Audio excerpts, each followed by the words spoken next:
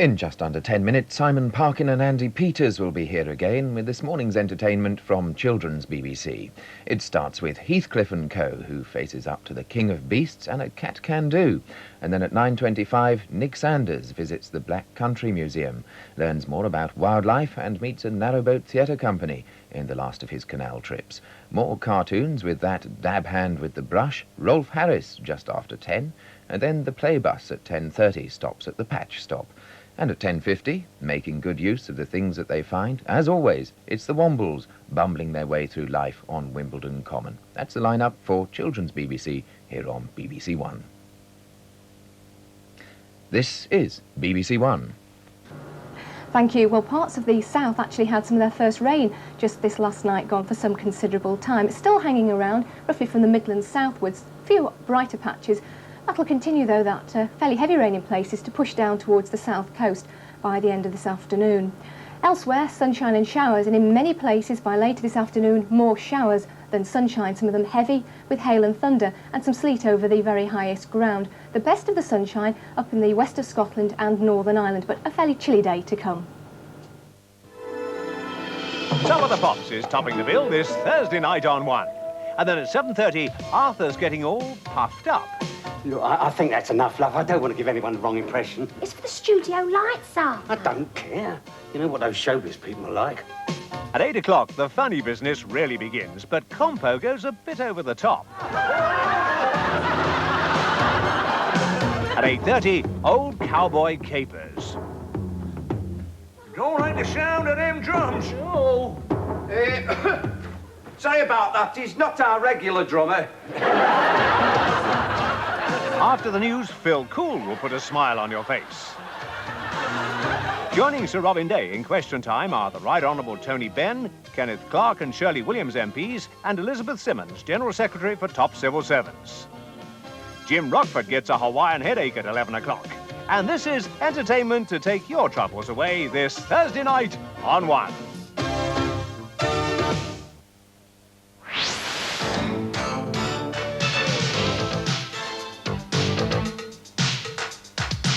Hiya, good morning, welcome to Children's BBC on Thursday the 1st of June. Simon, what have we got on?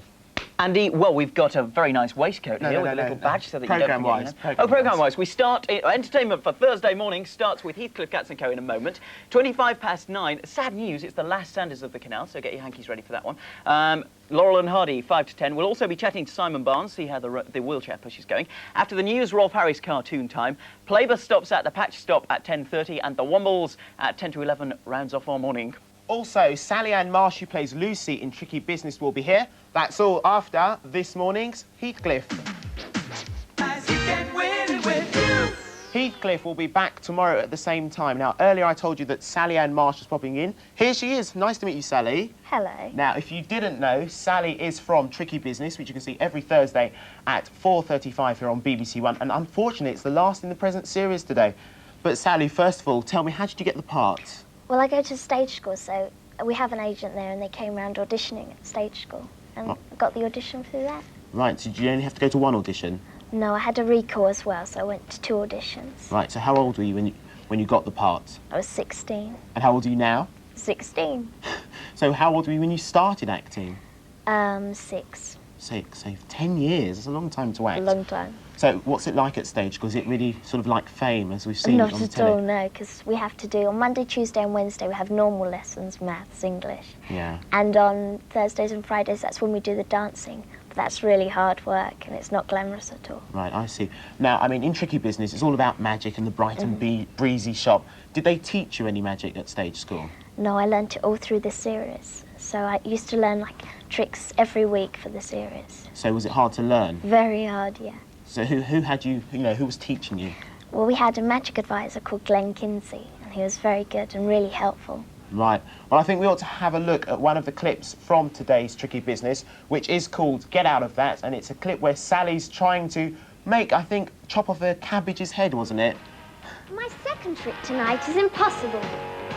So now for my third trick, the famous French guillotine illusion. Now inside here, we'll place a lettuce. And grab it. And this blade will magically penetrate the cabbage, leaving it totally unharmed. 1, 2, 3.